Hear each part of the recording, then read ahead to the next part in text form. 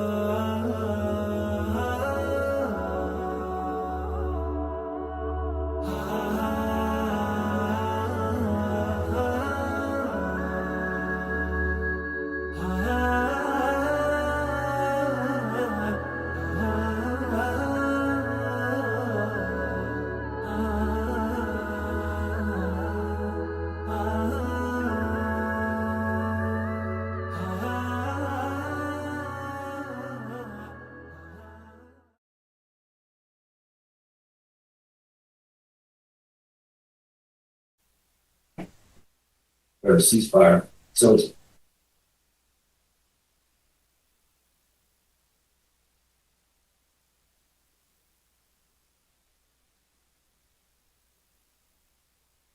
Welcome to Islamic Oasis Live. We are actually live now with Dr. Abu Talha, directly from the Middle East. Dear brothers and sisters, this is obviously an emergency session in trying to address what is taking place as we speak in Iran.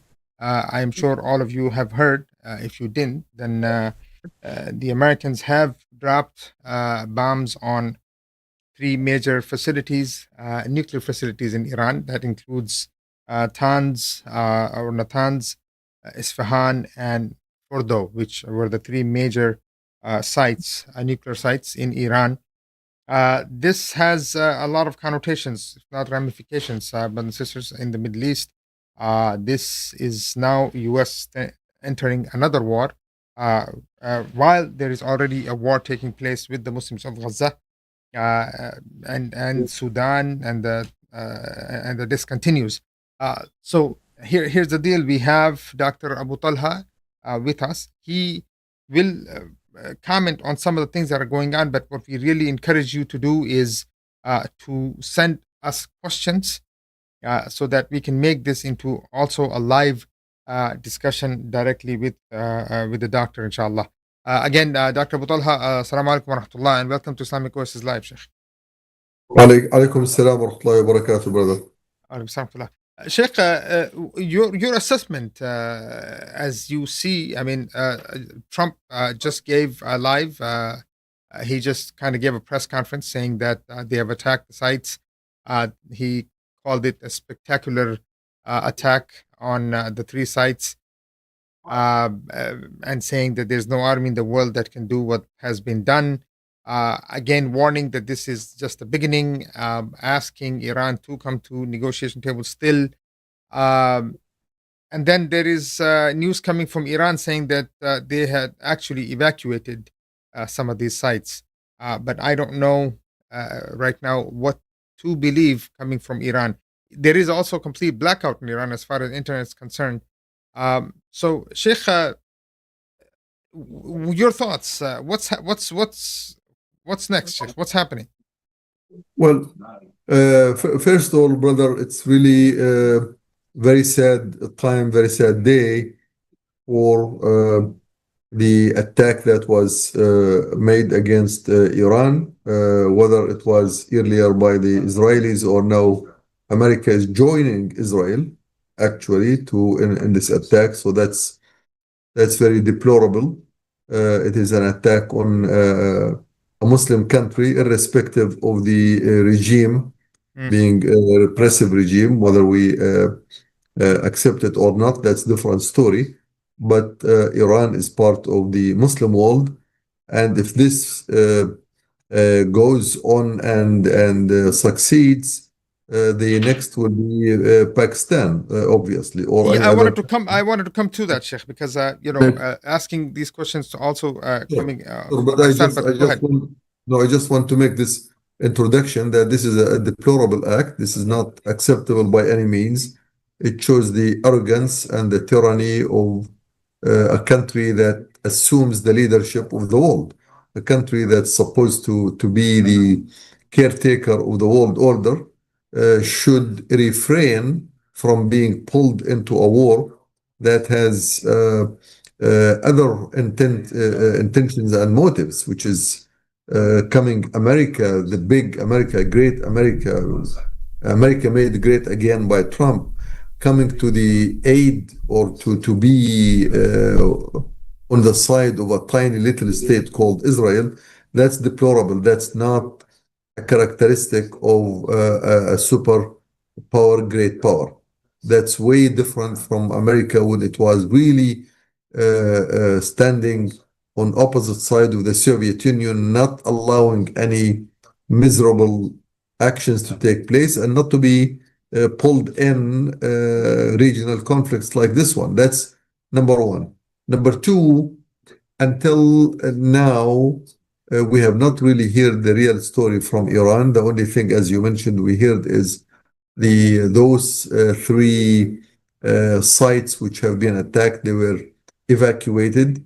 Now, evacuated of what? They didn't say whether they are evacuated from people, personnel, scientists, or also have they evacuated maybe the accelerators, their nuclear facilities. This war has been going on for a few weeks already in Iran, and Iran already knew that something was going to happen. Israel had been threatening Iran for a long time. In fact, as Clinton said 20 years ago, Israel wanted to bombard the nuclear bases in Iran. So we don't really know the real story now there. The third thing is embedded within Trump actions and his speech after the bombardment is that this is a serious invitation to end the war. In other words, today Israel, the one that started this attack, has no more reason to show in order to continue the attacks on Iran. There may be some retaliation from Iran for some type of face saving, if you will, but I think the Trump action is an action to end the war between Israel and Iran and to start the next phase, the phase of what he called come to peace, which is a peace negotiation. Of course, peace negotiation not between Iran and America, but between Iran and Israel under the supervision of America. That's what I think the outcome of this, the most likely outcome of this act is this one, is some retaliatory attack in one way or another, face saving, if you will. But then the next step is going to be the actual negotiation, and that negotiation will not be on the nuclear enrichment, because according to the Trump, it's over. That's not an issue at all anymore because we have destroyed their facilities. So what the negotiation will be, it's about the final peace settlement in the Middle East between these top countries, the largest or the most powerful countries in the Middle East, which is Iran and Israel. That's what I think the most likely outcome of this attack. Sheikh, now there's comments circulating saying that, well, any retaliation by Iran will be met with force far greater than what was witnessed tonight. This is coming from Trump, being reported in Iran. And then Scott Ritter saying Iran should not escalate this if they attack U.S. troops. And then I will stand with our soldiers and Marines. And as I said to you, saying that not only the attack, now this is another place saying not only the attack may have failed, but they just escalated with no strategic success. Sheikh, but when we are looking at all of this, I know yesterday we were discussing that there may be new geopolitical arrangements being made in the Middle East. But Sheikh, what happens to rule of law now? I mean, United States, Israel attacks the occupying states. It attacks preemptive attack on a sovereign country, and then now you have United States attacking on a sovereign country without. So, when you talk about geopolitical changes, does that also mean now world order rules of law are changing how the states can behave? And also, I wanted to also add. Russian today, Putin said something interesting also, that Ukraine is now ours. And I'm wondering if you think any deal was made also with Russia when Putin says something like that, that Ukraine is now ours. It is possible. It's very possible. This is the way America works. Quite often is that it provides the real enemy some type of piece of meat to chew on in order to be able to do whatever it wants to do, which means America wants to finish the geopolitics of the Middle East to finalize it and put it in the shape that it wants and it likes. So just to make sure that Russia would not be involved directly or indirectly, it can enable Russia to continue doing whatever it wants to do in Ukraine. And the whole ordeal of Ukraine-Russia has been orchestrated one way or another by the United States. I remember when Biden met with Putin right before the Ukraine war, it was very obvious that there was a green light or somehow of encouragement to Russia, or at least to let Russia know that America would not interfere in that ordeal. But the issue now, going back to the Middle East, look, Middle East is very complicated area. It's very important area for not only the United States, it's important area for the entire world. It has lots of potentials besides the minerals, the oil, the gas, the energy, the resources. It also has an ideology, as I said earlier, which it can be a disruptive to the whole world order. So Middle East is very important. It's very essential. It's very complicated. Now, in order to make the final geopolitics, we said that earlier, it takes a war, and that's why the war actually started in the Middle East at the scale that we have seen in Gaza and Palestine and in Iran. Go ahead. The statement, just from what you're saying, right away, Netanyahu has given a statement saying peace comes through strength, and the United States has shown strength. First comes strength, then comes peace. Yes. So is this what we're seeing is show of strength? That's politics, of course. This is an old politics of the United States. Was very well orchestrated by Kissinger, one of the most famous politicians and political leaders in the world at large, not only in America. His theories had been that if you really want to make peace, to make a final, some type big achievements, you need to escalate issues to the brink of disaster. Let's say, and these are my words. And that was used by the United States and the old Soviet Union when they brought all the world to their knees, waiting what's going to happen between the United States and the Soviet Union with the Cuban Missile Crisis. And after that, they were able to negotiate settlements between the two superpowers. And again, in the Middle East, let me call the superpowers in the Middle East are, militarily speaking, Israel and Iran. And in order to provide some type of settlement, you bring the whole area to the brink of big disaster. Now, in this case, they've also brought Israel to its knees. That's what? I mean, it seems like in this case, Dr. Abu Talha, they have bought both Israel. Israel is also begging for, they were begging for some type of negotiation settlement, and then now Iran.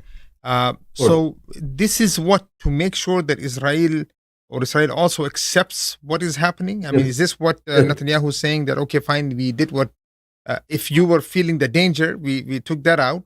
And now, exactly. But you're not expecting any more retaliations from Iran? And if there is, maybe some here and there, I guess. And if, for instance, the Strait of Hormuz, do you expect anything? Iran had, there are two issues for Iran now. One is to sustain the regime in Iran and the rule of the power of the Ayatollah Khamenei and the clergies and the so-called the Islamic Republic. That's one. And the second one is to do the final peace and to become part of the Middle East consortium, if you will. So with the first one, in order to preserve the current rule and the regime and to sustain the Iranian Islamic Republic, there has to be some retaliation. There has to be some type of action to show that we are still alive and running the show. But that can be actually skirmishes compared to what America has done. Iran cannot uh, retaliate with the same power as the United States did. It doesn't have that much capability since America put its power in its whole weight. The weight of the United States in this whole dilemma is too big to handle. So Iran would have no choice but to come to negotiations and peace on one side, but on the other side, as I said, in order to preserve the current regime and system, they have to do something. Now, that something can be some attacks on some American embassies. I remember when Iran retaliated against the murder of Soleimani a few years ago. Even during the first Trump era, Trump actually said, while people in the United States were watching and waiting, awaiting something big happening, I was sitting there laughing because we already knew what Iran was going to do, and we had taken all the measures. And that did happen during Trump's era. You mean when they hit the base, they hit American base, that Yes, they they told hit them the that they were base going to hit the American base? in Baghdad, Yeah. and all the targets which they were trying to hit, they were actually removed from the place. And Trump recently, in one of the interviews, he said everybody was really so excited and anxious to see how Iran is going to respond. I was sitting there watching the TV and laughing, smiling, because I already knew, I had the news, which means Iranians have told the American administration, this is what we will do. Please accept our retaliation or the fake retaliation and make it look as decent. So that did happen before. I will not be surprised that if this will not happen again, just for face saving of the what we call it, the rule of the Abu Talha, what is the problem here? I mean, this is not a small attack on Iran, right? I mean, this is not okay. Qasem Soleimani, when he was hit, they, he was the head of basically the Revolutionary Guard. He was running Yeah. all of the operations all over the Middle East. Iran does not respond. Provocations from Iran, Israel over and over did not respond until this preemptive attack. Is there? Are you feeling maybe this idea that Israel pushed Iran's button to a point where it had to respond because the way Iran was responding in the past was just Iran did not want to escalate. They knew that Israel is trying to draw them into this war. And now, preemptive attack, they knew that Iran had to respond. And, Well, look, and that's number one. Number two, Sheikh, if you can answer this with this, how should the Muslims respond to such thing if you are in a place of Iran? But look, Iran and Israel, the main conflict here is that Israel does not want to see a nuclear power in the Middle East other than Israel itself. That will give them dominance. That's number one. Number two, on the other side, America, in the past, its strategy was to enable Iran to become a nuclear power. That was American strategy, very obvious. In fact, yesterday I was reading an article in the Foreign Affairs and similar one in New York Times by some of the prominent political writers in the United States, exactly said what we were talking about last time, that Iran had 7 years of leisure time to work their nuclear facilities without any surveillance, without any inspection, because of what Trump gave them. Actually, Trump gave them that period. So now that's one. Second, today the first response, and probably the only one until now from Iran, is that our facilities have been evacuated. Those 3 places, which means, and there was another piece of news. that there is no any signal or evidence of any radiation, nuclear radiation Right, coming right, from any right. of these bases. Yeah, yeah. In other words, in other words, if Iran was doing some of the nuclear enrichment and reached the point where they can make a nuclear bomb, and if they have done a nuclear bomb, definitely they will not keep it in these places. That is for sure. America knows that, Iran knows that. So in other words, what I'm saying, if Iran had reached the point of building a nuclear weapon with some, let's say, of the few hundred kilograms of uranium that they have enriched, those will not remain in the enrichment facilities. Those will be done in very specific military bases where they can have them ready to be launched. And that's not something that has to do with these bases. What I am saying here is the the whole ordeal until now, it seems that we need to make an action that enables the next step. And the next step is the negotiation, the so-called peace negotiation, but it's not really peace negotiation. It's a negotiation on the outcome of the Middle East. Now, Israel insisted that they will do the destruction. America interfered at the right moment to say to Israel, now stop. We have done whatever you wanted, whatever you could not do, and you will not be able to do. And that's the message.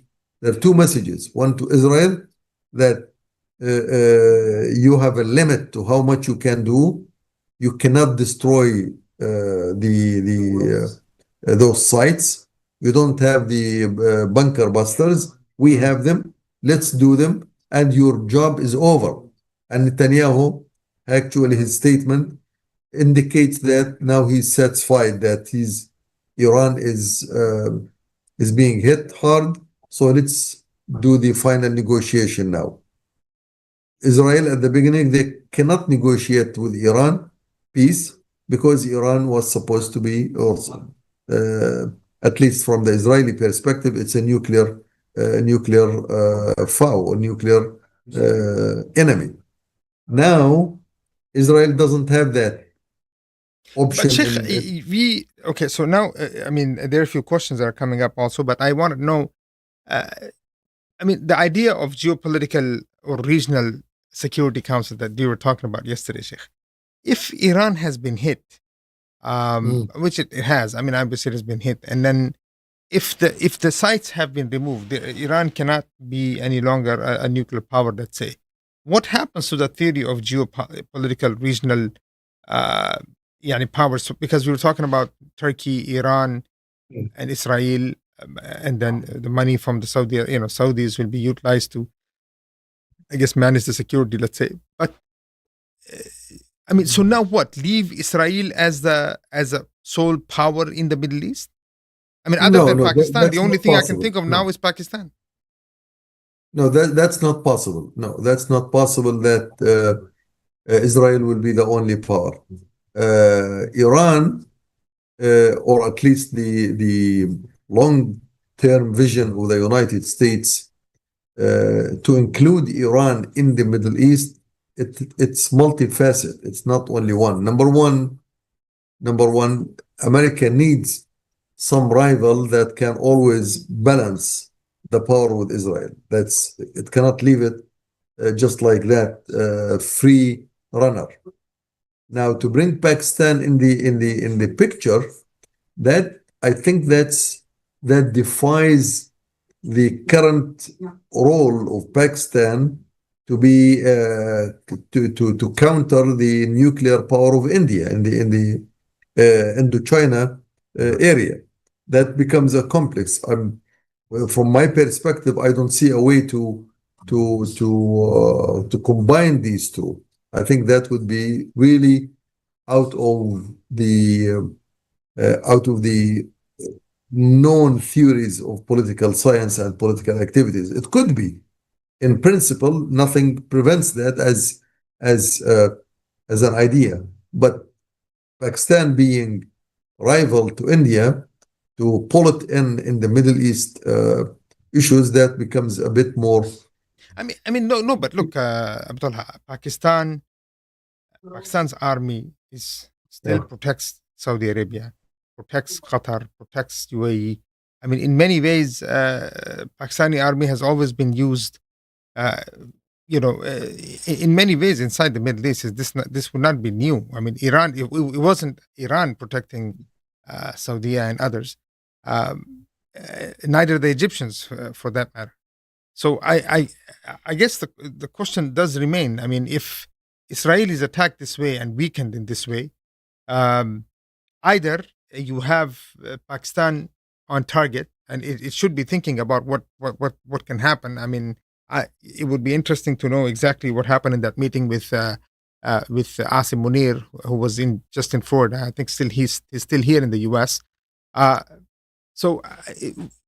Yani, what is next for Iran, Sheikh? I'm trying to figure out what is the balance of power in the Middle East.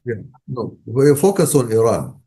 Iran, as I said, there are multiple reasons to bring Iran in the Middle East. Number one is to be a power sufficient, a country that has sufficient power to counter Israel.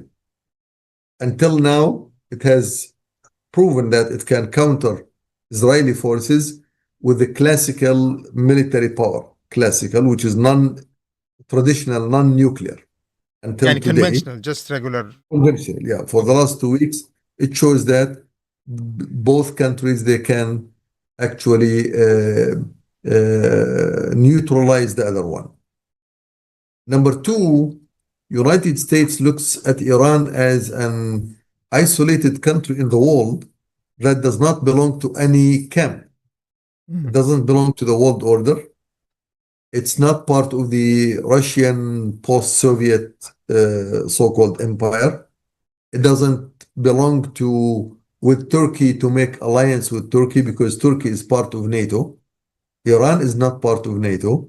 So Iran is probably, as far as I can think, is the only country in the world that is unique, that's single. It's a single country on its own. And to deal with Iran, just like on its own, that's burden. If I was to be an advisor to someone who is in the international politics or the world order, Iran is a single country that does not belong to any category, so it has to be dealt with on its own, alone, and that's very difficult. It's consuming. It's expensive, so it has to be pulled in any of the regions. Now, the only region that can, or at least historically, that Iran had a role in was the Middle East from the old Persian empire. And during the era of the Islamic Khilafah state, whenever the Iranian Persian part was able to secede a little bit, its involvement continued to be either with the Ottoman state, Islamic Ottoman state, or with the other part of the Middle East. So Iran has to be part of this Middle East. It has no other. There is no other place to place it on the chessboard, if you will. So you're saying that well, I guess there's another question that you're putting out right there. Iran, why did it keep itself so isolated, Abdullah?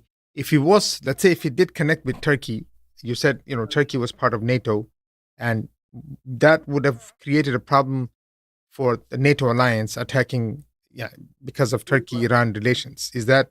But why isn't Iran thinking strategically, Sheikh? What is it that's missing in this whole thing? It's not thinking strategically. It's not maintaining its security. It's not maintaining neither internal or external security.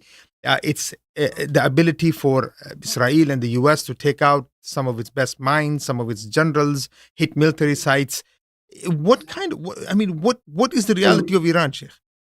Well, look, Iran has become a regional power only after the fall of the Shah.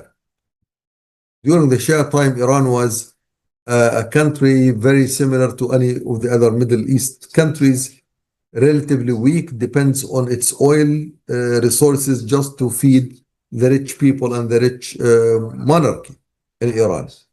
After the revolution, Iran started gaining certain momentum and power. And we know, and I think I spoke about that yesterday, that the whole revolution of Iran was directly supported by American generals and American interference using the 1972 treaty between the Shah and Nixon. And this is documented. That's not what I'm saying. General Weiser was the person who was able to alienate the army generals from suppressing, to prevent them from suppressing the revolution. So the revolution was made successful through the United States. And the United States supported Iran indirectly supported Iran to become a nuclear power. That's not, again, that's not a secret, and it's documented. That's not what I am saying. It's documented.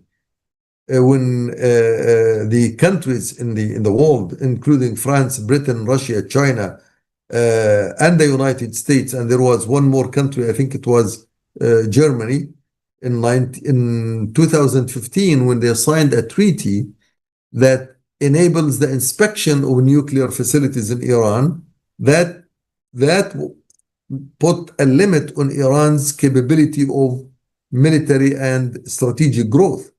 Until Trump, this guy, the one who is on TV right now, he is the one in 2018-19, towards the end of 2018, and actually in February 2019, he stopped working with that agreement. He walked away, said, okay, this agreement is null and void.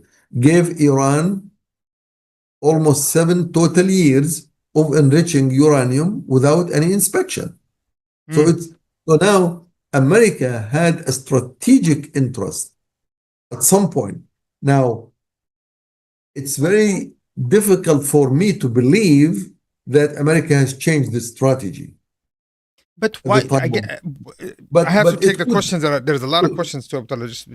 I just want to finish this statement. Go ahead. It is possible. There is nothing prevents a country from changing its strategy.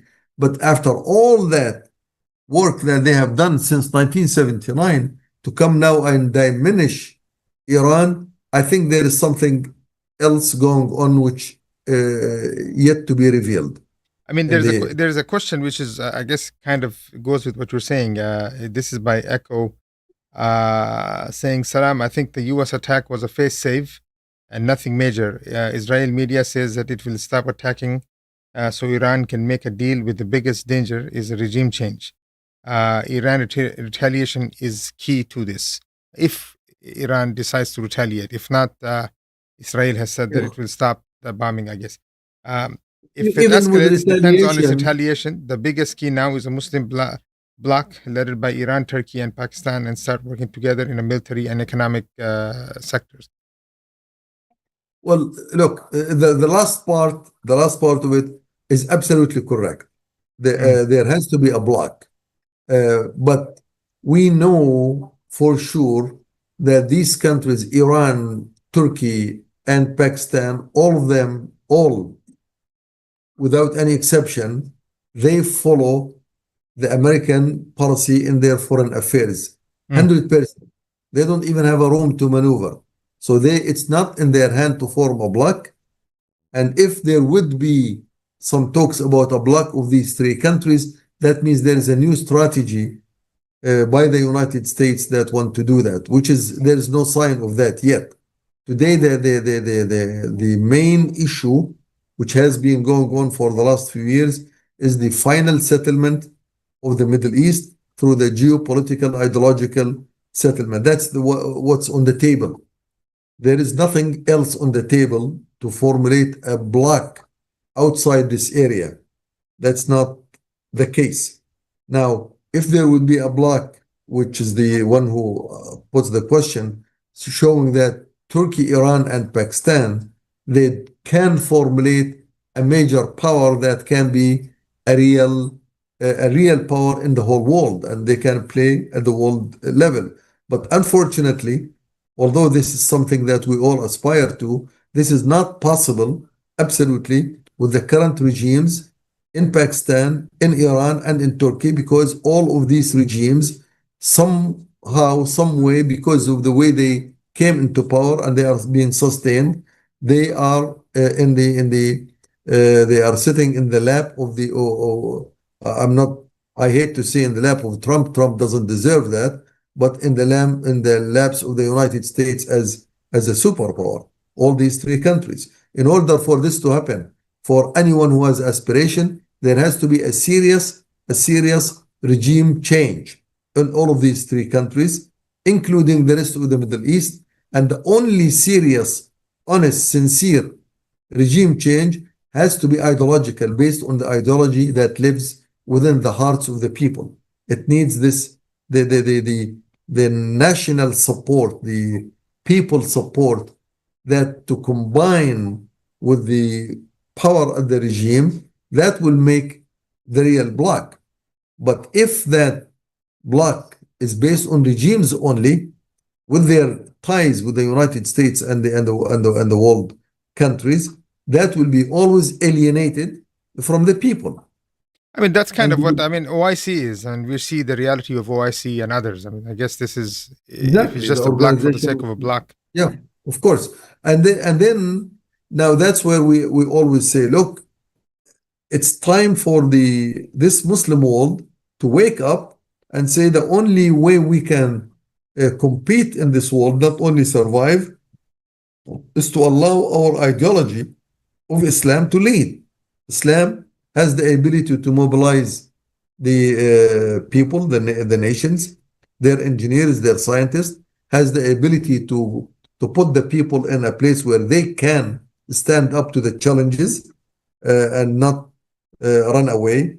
Islam has the capability of using the resources completely to the well-being of its people, and not to sell it or to give it cheap, $4 or $5 trillion just handed to the Trump as a birthday gift or something. That's Islam would not allow that. Islam would keep all the resources, all the money, all the wealth internally to build the strength of the country.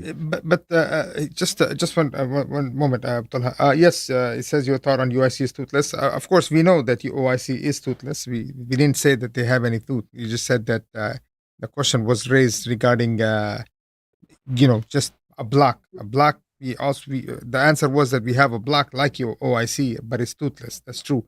But to the next question, Talha. Well, I'll come from the beginning now.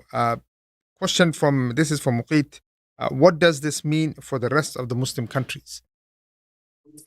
This means for the rest of the Muslim countries that until and unless these Muslim countries revolt against their regimes altogether and throw them in the garbage and build their own Islamic ideological system, they will remain subject to these idiotic type of attacks, and they become a joke in the world.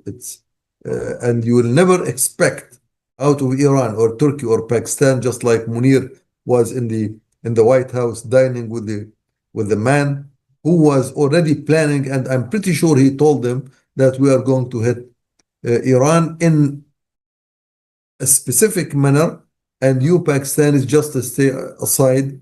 And here we informed you about this. So, and they offered him Nobel Prize. I'm sure you heard about this. Yeah, I heard about this joke. Yeah, Nobel Prize for Nobel crushing Prize the people. Contender.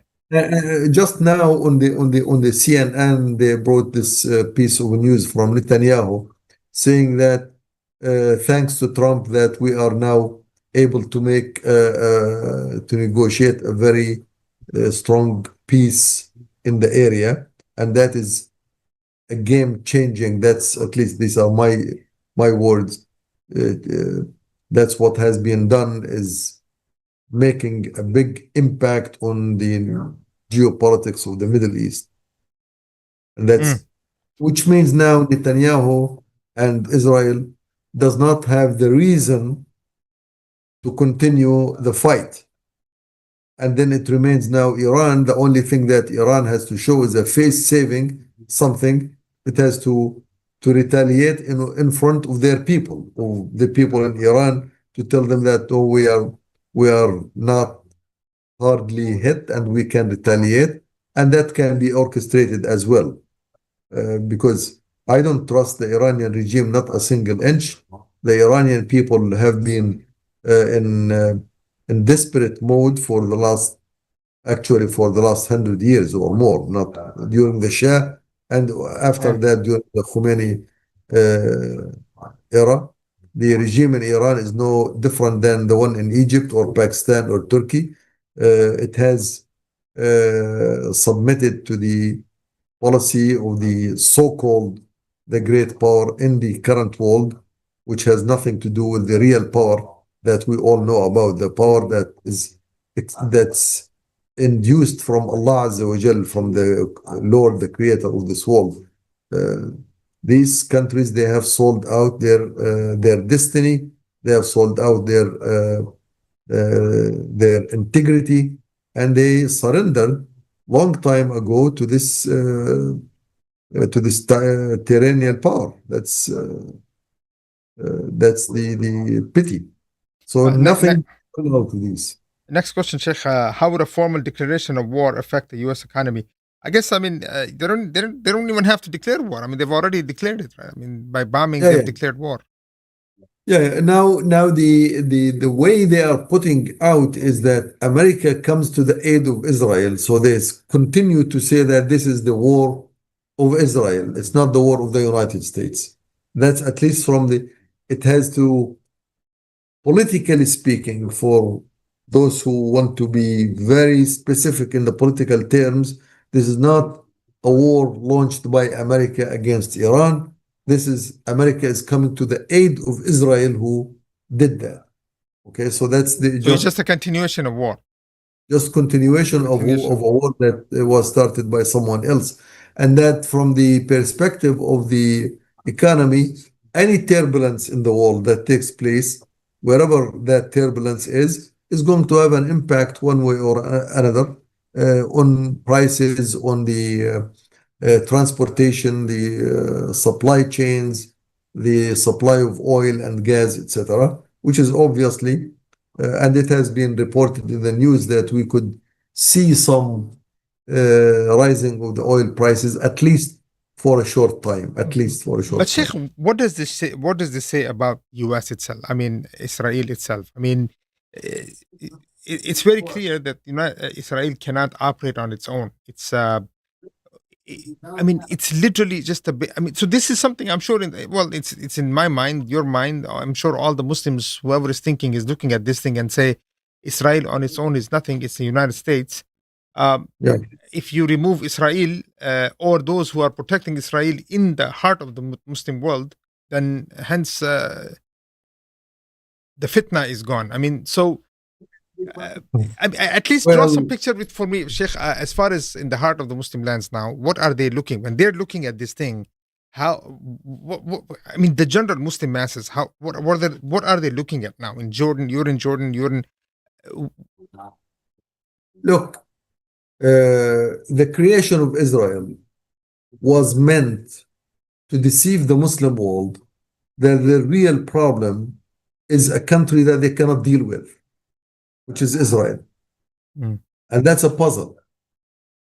Israel as a country is a tiny little small state which cannot survive a real war with any of the countries around it. Cannot survive. If it's real one. Israel does not have the depth. All of its nuclear facilities cannot be used. Israel cannot use its nuclear facilities against Egypt or Syria or Jordan or Lebanon, because the radiation will come back to them. That's a fact. So the strategic edge that Israel has nothing to do with its continuation as an occupying state. So it's real. Now the puzzle here is the people continue to believe that Israel is a problem. They do not see the hand that makes Israel stick in this area, which is it was Britain, France at the very beginning, and now it's America. Now also, still they cannot see the Muslim nations altogether that in order to be able to counter this type of occupation, this zombie state that they are not able to do anything against it, they must stand up and be at the level of a world power. Because who is really standing behind all this issue is not AIPAC, it's not the Jews, it's not the Zionists, it is the imperialist that was able to create this entity in the first place in order to keep Muslims not thinking about the correct or the right obstacle or enemy or the one that really brought them down to their knees and the one that destroyed their khilafah, their state, their Islamic unity and divided them into these sub-nations. See, that's the real problem. Now, and today, the act of America getting involved, it really proved that point. It proved that point that Israel alone, which tries to show that I am the greatest local power, that you cannot do it on your own. And this is, forget for a second the impact of how many people were killed in these strikes, which is a pity, which is, may Allah Azza wa Jal bless them, at least those innocent people who were killed. But what America tried is actually has physically proven on the ground that Israel does not have the capability to be on its own arrival to this region, at least to one of the countries in the region, which is Iran. And they know also, look, America knew that Israel cannot be arrival to Egypt during Abdel Nasser era or Sadat era. It cannot. And it will not survive a real war with Egypt. And that's why they orchestrated a war in 1973. They gave Egypt a time to overcome Israel, and then America came to the aid of Israel. And it is reported in history in 1973, and I think I mentioned that on the previous session, Netanyahu himself, back in 1983-84, I heard him personally at the University of Illinois Urbana-Champaign in a lecture saying that 1973, when the Egyptian army marched into Sinai and the Syrian army marched into the Golan Heights, there was nothing absolutely capable of stopping them from coming into Tel Aviv and removing the entire state of Israel. How did that happen? That stop? America came to the aid of Israel directly and sent, actually they call it it's one air bridge, a bridge that comes from America all the way to Israel, continuously flying with big airplanes, bringing the arms and the military and participating in the war in order to show that, okay, Egypt, stop. And then they had a peace with that. They alienated Egypt. Now they want to alienate Iran, and they did. I'm pretty sure now it's over with Iran. Iran now is alienated as a country that Israel would fear. Let's make a peace negotiation final, and after that peace, we can be both work on suppressing the rest of the Middle East, which is the irony of that. So Israel alone cannot stand. Now the Muslim nations, people. So, hold on, but you're saying actually Iran will now be used. I mean, it already has been used, but again, so no lessons learned here. No. Iran is part of this whole game. Iran is not out of it. Iran knows and agrees and accepts that it wants to become part of a consortium that overlooks the Middle East, so that the Middle East will never rise to the point that the brother was asking the question, that how could the Muslims actually come to the action and to become part of, I mean, with their own to preserve their integrity and dignity and power.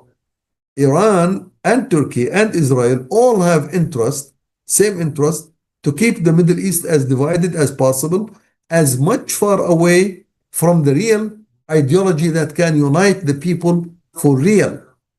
This region will never be united. No one can unite the Arabs with Turks, with Iranians, or with Pakistanis, but one ideology called Islam. And Allah Azza wa Jal, when He says, واذكروا إذ كنتم أعداء فألف بين قلوبكم فأصبحتم بنعمته إخوانا.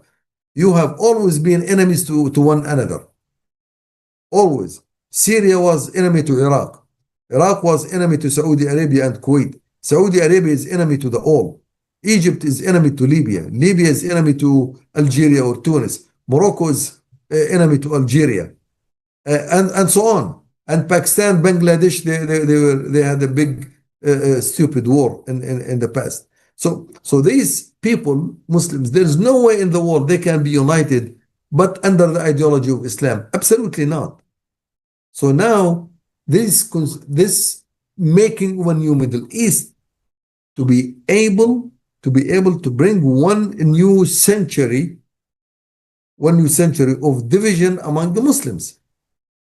The first century was orchestrated by Britain and France after the collapse of the Ottoman state, Ottoman Khilafah, and then they were able to sustain the disunity and the fractures in the Muslim world, and that era almost ended, or at least shows that there is a rise, there is signs of rising in this area of the Middle East and the Muslim world. So now it's about time to recreate the 20th century in the 21st century. Remember, Trump's last term was saying about the deal of the century. What do you mean deal of the century? Come on, think about it.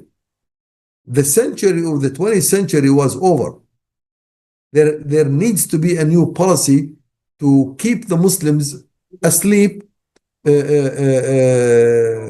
bowing down to almost everyone who has some gun or something, not being able to unite, fractured, not able to make use of their resources. Their wealth is stolen, is scattered on all types of stupid things for big monarchs, for big to have the palaces built out of gold and diamonds, etc. This is how the Middle East is.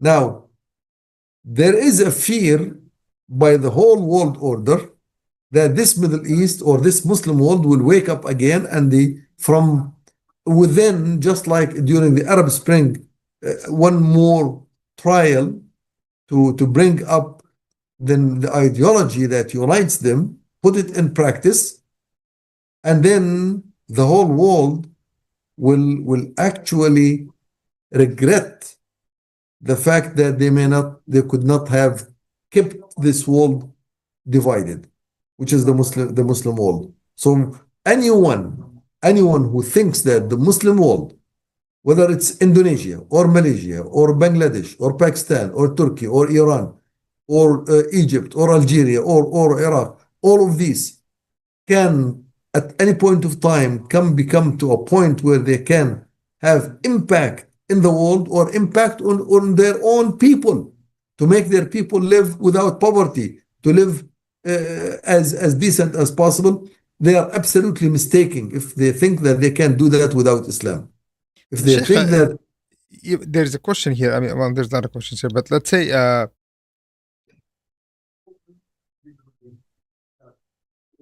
so here, Ayman Hamid, does this mean that there is a serious move to change the Iranian regime and terminate the country's attempts for acquiring nuclear power? the first one, changing the Iranian regime is possible. I mean, because So there is now, but hold on, Abdullah, this removing the regime change means boots on the table, boots on the ground. I mean, that's no. Change of regime means change the face of the regime. Instead of the so-called Islamic Republic of Iran becomes Republic of Iran. It becomes what's called the moderates. the moderates in No, I Iran mean, so that means civil war. not That's one of the necessarily. questions here. Also, I mean, Yeah, that no, could turn no. into a civil war. No, I don't think so. I think the Iran has made all the ground for change internally. They made it possible for the so-called the moderate people who are not Islamist, by by growth, by being in Iran, just being just like the current president or some of the prime ministers in the past, or the president, out of the presidents who ruled Iran, there were only few who are very, they call them, let's say, fundamentalist from I mean, I Islamic guess perspective. they come from the Revolutionary Guard. Yeah, but the other ones, they are the so-called from the modernist, the secular branch. So the shift toward more of a secular type of state and allow this Islam to be just like any other religion in the other countries. It's happening. It's happening. It does not take a revolution. It does not take a revolution or a So military you're coup. saying they may change the name of the country regime. I mean, it won't be. It may not be No, called the Islamic Republic of Iran. You and then, but you don't expect a civil war. I mean, the IC or ICAGs, the Republican Guard will not rebel. There will be no civil war. Well, they'll be crushed. no, What's the? no. It will again once those reforms, people they call them reforms. Mm. These reforms take place in a more so-called democratic constitutional manner. Some And bring changes in of Khatami types. Bring in. yeah, get Khatami type, get this Bezerchan or who, whatever Yeah. this name, the current president, I can't even pronounce his name. Give them back. Get Ahmadinejad, and there are quite a few. Get the son of Khomeini back into the picture. Actually, they are talking about the son of Khamenei, who is among those who are so-called moderates, and is looking for the reforms in Iran. So the reformation of Iran can happen in a more peaceful manner rather than revolutionary manner. I don't think it takes. It could, but Iran does not need that. It's not like Egypt or Syria at the time, or any of these other countries, that really requires a big struggle in order to make a change of the regime. Iran has built in internally a structure that enables it to move to so-called democracy or democratic state, more of a secular liberal state. It has what it takes. And a few years ago, there was this so-called demonstrations of women about the women rights. Then immediately, this so-called the hijab was no longer enforced by the power of the Revolutionary Guards Mm. until recently. I remember that's when they had some couple of women arrested, Right. and then there was lots of demonstrations, and then there were changes, and that's happening. In fact, in Iran today, many of the five-star hotels, they actually have parties which are just like parties in the US or in France or in other places in the world, with women half naked, or actually they do have some even drinks in these big parties. I have some access to some videotapes from this. I was surprised myself. I thought, wow, does Iran allow that? They say they just close an eye on it. They don't allow it, but they close an eye. Meaning, I mean, the change in Iran can happen smoothly. It doesn't require revolution, and Uh, most likely,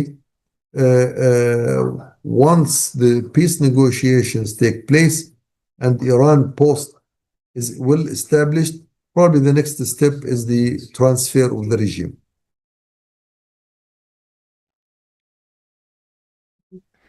I'm. I mean, the Revolutionary Guard, Sheikh. I mean, these guys. I mean, I know originally I think the Siwak. I think that's what they call the. This is the intelligence of Iran, The right? Savak. Savak, and I mean, how? Let me ask you this, Sheikh. The do you see? I mean, Mossad was already working in the country. They had their seems like they had factories run with Indian employees, which they supposedly arrested working for Mossad, and now they also closed another. I think they called it Bandar something, and another Bandar Abbas or something. Not Bandar Abbas, but there's another bridge that they closed. That they had a deal with India, saying that India was helping in Mossad for spying purposes. Uh, and then CIA was saying the other day that 3-4 days ago in one of the podcasts I was listening to, that CIA, some ex-CIA guys were saying that there's a lot of corruption in the Revolutionary Guard because $25 billion worth of military aid. I mean, you're talking about that's the military budget for Iran, Sheikh, versus Pakistan. So I guess just few more minutes here. Are you saying that money? I guess I'm trying to figure out how they will make that change, because there are Islamists within the, whatever that means, that term means, within the country. Islam. I mean, there is that element there. I mean, are you telling me that they will just leave without a fight? Or you're saying that no, they will? I guess those faces will be bought in. That's all. All it takes is to change the structure from above, and that will happen. People are in especially the military people. Military people, all it takes is to replace the top leaders, change some structures, and the people will follow. That's not big deal. Revolutionary Guards are no different than the parties like in Iraq, Syria, earlier, the Ba'ath parties, the nationalists, those who are very strong, and they had top positions in the army, but at the time of change, these ones are irrelevant. Last two questions here, because I know you have to go also. But here, and again, Jazakallah khair for taking this time, Sheikh. I know this was within 20 minutes we made this whole thing happen. So, here's the thing. The question. This is a good question here, but two questions. One, Pakistan, according to Sarah Mushtaq or Saira Mushtaq, Pakistan is not like other regimes. They care about protecting their people, and it's isolated. This is interesting. I mean, and any thoughts? I don't think so. I don't think so. If Pakistan cared about anything, they should have cared about the people that they have hosted for 10 years, Afghan revolutionary people. They surrendered them. Pakistan surrendered this revolution, the people of Afghanistan, the fighters, they surrendered them to the United States totally. And they recruited the Pakistani intelligence. They recruited top leaders of Taliban to work with the US in order to make this final deal, which happened in Qatar a few years ago. Doha agreements. Yes. So it's if Pakistan also cared about its people, it would not have enabled, I'm not saying Allah would enable the split of Bangladesh just like that. Very true. And not only that, now with Balochistan, you never know what will happen to Balochistan. And would not have allowed Kashmir to continue to be dominated under India from the time of when the British made the lines between Pakistan and India. And if Pakistan regime, even from the time of Junah and the time of before that, the time of split from India, if those top leaders cared about Pakistani people, the Muslims in the Indian subcontinent were majority. They became with the split and going away from India, the Muslims, especially who were left in India, now they became minority. Now, Muslim, just like the Muslims in Palestine. in Israel. Sheikh, You, let me you ask you this. When you talk about India, Bangladesh, and I don't know, can this happen? I'm throwing something out there. Bangladesh, is a professor in Bangladesh who mentioned that, look, recently in the last year, after the overthrow of Hasina in Dhaka, uh, he said something very interesting that if Pakistan wants Bangladesh, it would be amazing for Bangladesh to be under the umbrella of Pakistan's nuclear as a nuclear sphere, meaning that attack on Bangladesh would be considered attack on Pakistan.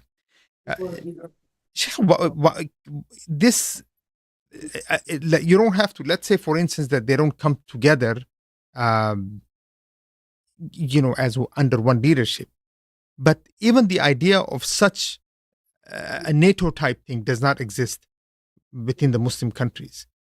because they do not have the decision in their own brain or their mind. The In their own decision, hands. the political decision is not in their hands. It's on the upper class that they all adhere to, which is previously Britain, and now it's the United States. It's as simple as that. Pakistan does not have the capability or the right. No, they do have the capability, but they don't have the guts or the will or the freedom to come to Bangladesh and say, let's form an alliance, and any attack on Bangladesh is attack on Pakistan, and we have a very strong alliance. It doesn't have that same capability to do that with Turkey or with Iran or with any other country. It cannot. The moment Pakistan mentioned the other day that let's make it known that Iran is not alone in its fight with Israel and with America if America attacks Iran, immediately the next day Munir was actually summoned to the White House. Right. Not That's what I was wondering. not easy to make a visit on one day. Monday notice. You need someone. And then they will send him an airplane, say, come on our airplane, ride on our own Air Force plane, come directly to the White House, have lunch with this big guy called Trump, and there he will tell you, look, don't ever repeat a statement like that. This is, although you know it's fake, but you cannot even say it. So immediately say, okay, now Mr. Trump, Nobel Prize winner. I mean, that's Pakistan. Pakistan is a country. Now, again, I hate really to talk about our Muslim countries like that, but the reality, Pakistan obtained its nuclear power with the direct help coming from America and its surrogates in order to counter India.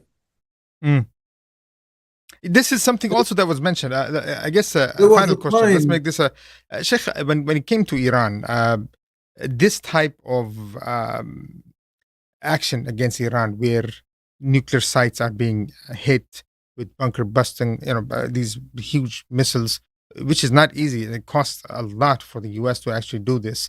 B-52s, 30,000-pound bombs, to carry all of this and to do this. Sheikh, what is the difference between the nuclear program of Pakistan and Iran, and why such dramatic action against Iran and not Pakistan? Of course, the issue of geopolitics does matter here. I understand that you're talking about equalizing powers within India, Pakistan, and those areas, but is there a difference between the programs? Meaning that I guess Iran has more organic program. They built it from ground up to a point that they were able to. Its complete infrastructure was built in order to build these bombs. Not like Pakistan, where Pakistan was just kind of given, as you were saying. Yeah, no, I think the dynamics a bit different, and Iran. First of all, Iran did take support from outside, did take support from external countries in order to build its nuclear accelerators and equipments. Mhm. So it was not all done by Iran on its own. Until today, there are Russian scientists and Right. engineers who are Working. working in Fordo and on the other But Sheikh, facilities. there were supposed to be 500 scientists. That's what I heard yesterday. Russian scientists that were in Yeah, Fardo. yeah, So yeah. when I asked you this question originally, that Putin has said Ukraine now belongs to us. Literally, the word is, this is exactly the answer. Yes, Ukraine belongs to us or is ours. Does that mean that Russia was told, remove your guys from Fordo? We're going to do this, and here's the deal. Um, is this what you're saying also? That, okay, yani the Russia was there, Russia was helping, but also a deal has been made plus foreign help. It didn't do it on its own. I think I don't have the information on how much the Russians were informed by the United States, but I think any action that has to do with the nuclear, whether it's destroying the nuclear weapons or building them, with the old agreements between the United States and the old Soviet Union, which continued to be with Russia, they dictate that these two countries would inform one another on the actions. Mm. Because let's say if Russia is not part of the whole orchestration of any act that has to do with the nuclear facilities, Russia would take this as something that could impact its capabilities. So usually I would think always that there would be some type of conversation, some type of agreements, and sometimes of deals, some types of deals, so that the Russians will stay aside, will not interfere. Well, Because supposedly the Russians asked, according to one article, the Russians did ask the Iranians yesterday morning for help, and Iran plainly said, no, we don't need any help. well, This was that's today's live, and I don't know if you were listening to live Russia of Putin today for 2 hours. He was sitting giving answers to press. He did a press conference for 2 hours, and supposedly there was an offer on to Iran, and Iran rejected. well. Iran knows that this offer from Russia, it has to be also orchestrated with the big boss, and Iran will follow their boss. They will not follow the Russians. They can take from Russia some help in building, and all of this is not. Look, anything that has to do with the nuclear, if it's in the open, it has to be orchestrated. Any engineer, any nuclear engineer will never be allowed to leave the United States or Europe to go back to Iran to work if that is not orchestrated. Nuclear engineers, Yes, when that's true. when Iraq sent some people to learn some nuclear facilities in France and Europe, all of them were killed. Right, that is very The true. Egyptians were killed. Yeah. Over 10,000, I think, total in Iraqi scientists killed. So all of this issue is not wide open. You do it the way you want. So in other words, the nuclear program of Iran is a program that was in direct support of the United States. United States helped Iran by all means. Look, I remember I was talking with some of the nuclear engineering professors at the department of one of the universities in the United States. And the guy is a top nuclear scientist. He told me, everything that Iran does on nuclear, it is with direct support of us, the United States. Number one. Number two, all the treaties and the agreements and the so-called things that restrict Iran nuclear plans is directed toward Europe. So Europe will not sell any accelerator, will not sell any equipment to Iran. It's not against Iran. It was to prevent Europe from having access to the Iranians' capabilities. It was uniquely only US. Not only that, I will add one more thing, which is now I'm talking from my personal experience. I don't need analysis for that. I was in touch with some Iranian company that they wanted to get some technology, peaceful technology, just technologies, computer systems, etc. And some of these technologies they needed to be imported by Iran from outside, and the best source was from the United States. And I talked personally to the manager. I said, well, I think you will not be able to buy products from the United States because of the sanctions. Okay? So the best thing is to be able to import some products into Turkey. And from Turkey, you can import it to Iran because Turkey is your neighbor and I know you there are relations. He told me, Dr. Malkau, you are absolutely wrong. The only places that we can import from is from United States companies. Anyone else is under sanctions. Mm. Any other company, whether it's Japan, Germany, China, etc., there are sanctions. They have to do it in crooked ways. But if we get it from a US company, then we don't have an issue with that. That was a big surprise. And the whole project did not continue. I never sold anything to Iran for some other reasons, but the talk was like this. There is an umbrella, the sanction umbrella is to stop other countries from dealing with Iran, but not the United States. There was a similar case in Libya. When at the time of Reagan, they made sanctions on the Libyans' oil. There is embargo on oil companies that work in Libya. Reagan signed a decree to exclude American oil companies from the sanctions and the embargo. So this is the hot politics and the underground politics. Sometimes they are 180 degrees.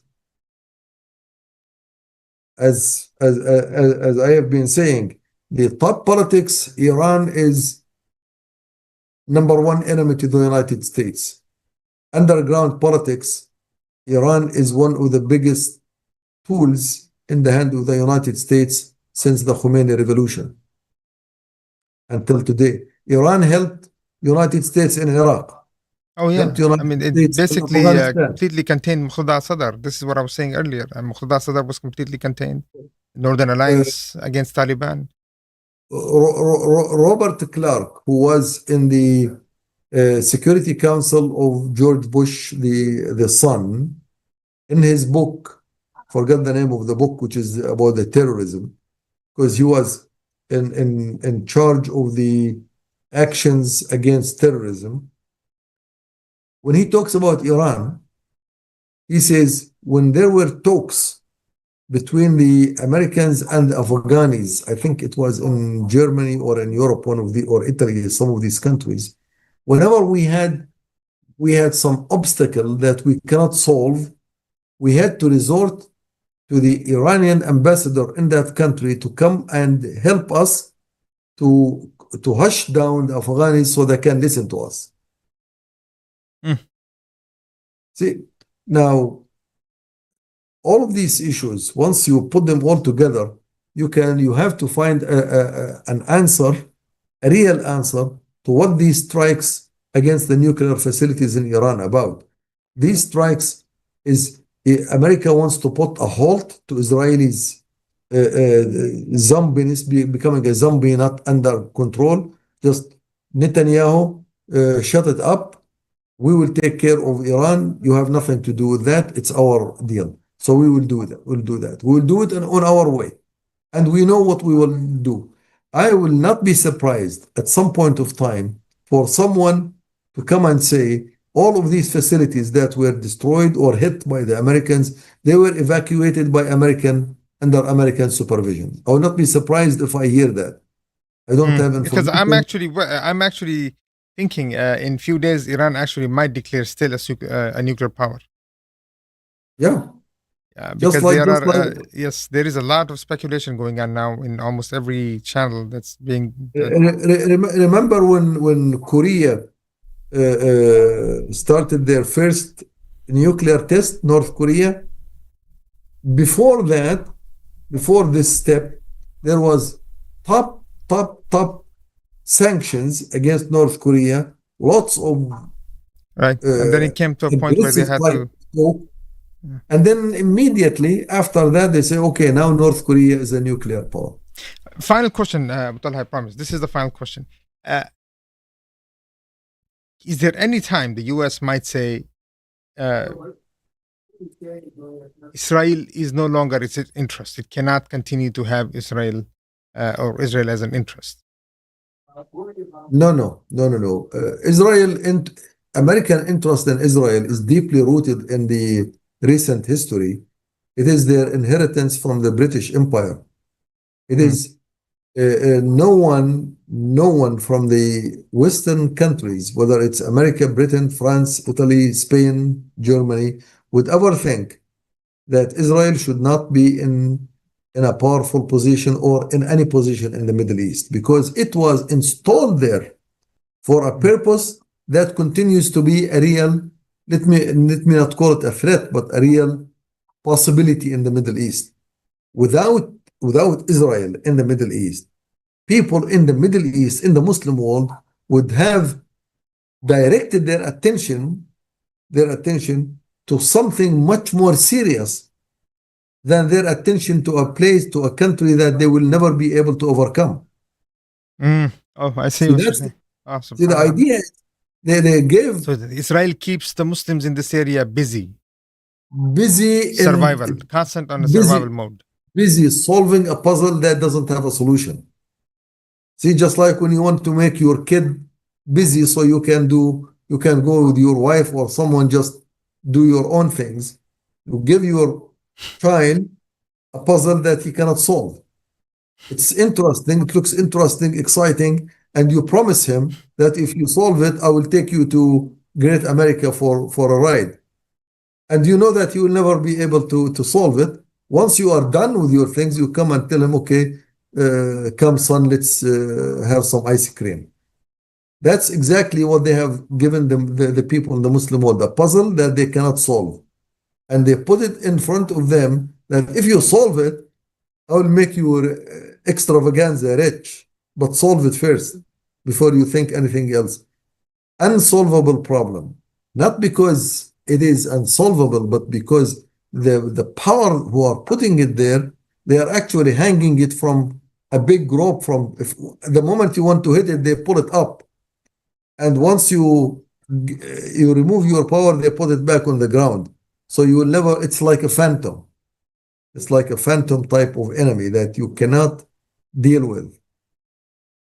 And if you look at it on the chessboard, a puzzle, later, 100 years from now, people will come. They would say, my God, was that real? For 100 years, you had this tiny little things called Israel there, and you were never able to solve it. It's impossible. They cannot even comprehend that. No one will comprehend that until and unless you know the history behind it. So that's the irony in our area. Well, now it's a sad time to be unfortunate, Abu Talha. I mean, really a sad time to see what we're seeing in the Muslim lands. Resources bombed. Gaza continues to suffer in most humiliating ways. Daily killing of 60 to 70 people for bread and water.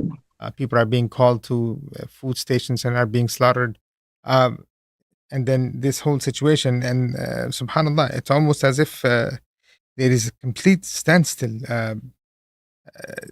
Final thoughts, Abu Talha, on the role of the Muslims, if you can. No more than, please, 30 seconds. Final thoughts, inshallah. Jazakallah khair. Final thoughts. Look, again, Muslims should really understand several things. Number one, the resources that they have under their feet are above and beyond any resources that anyone has. But these resources are not used in the right place, in the right direction. So they should be able to gain access and control to their resources. The irony, these resources will not be able to become under the control of the Muslim Ummah, Muslim people, until and unless they have the correct leadership. A correct leadership that does not have corruption internally from within, that does not have alliance with the outside world, whether that outside world is an foe or friend, it's irrelevant.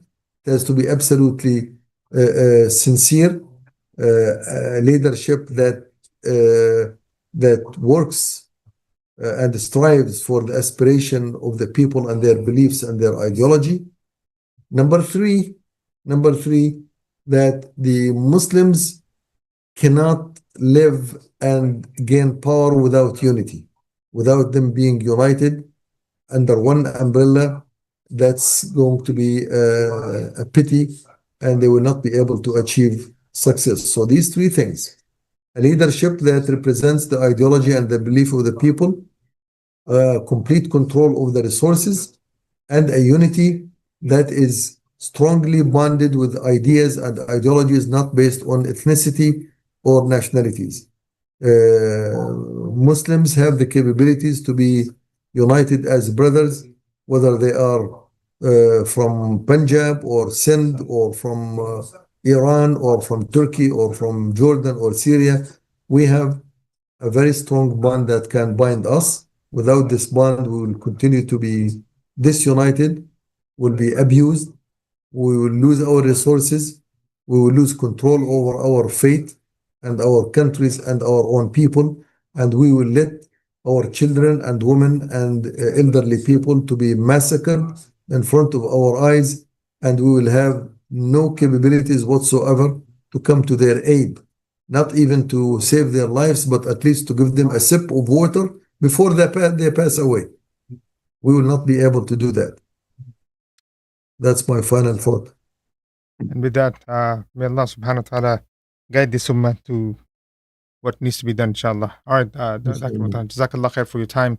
Allah, we appreciate every moment of it. And may Allah subhanahu wa ta'ala continue to use you for this deen, for this ummah. Jazakallah khair, and assalamu alaikum wa rahmatullahi ta'ala wa barakatuh. And to everyone else, brothers and sisters who came, this was done on a spot because obviously the what's happening, the events they were crucial. Jazakallah khair for joining, inshallah. And please subscribe if you haven't to Islamic Oasis Live. We continue to have this type of discussions throughout the week, throughout the months. Jazakallah khair. Assalamu alaikum wa rahmatullahi ta'ala wa barakatuh.